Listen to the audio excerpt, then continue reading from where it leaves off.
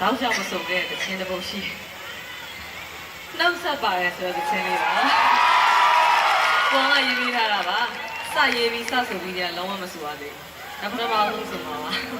မဆက်သေးပါ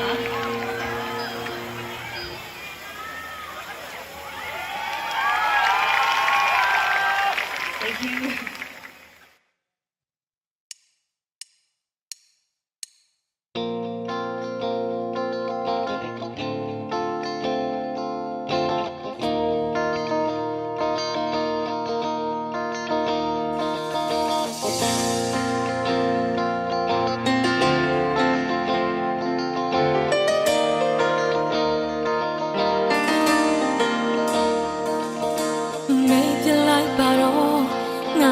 Target like bottle waves on my to take my maid of my the name of young people my detail some gang it suddenly harm me but they that kid detail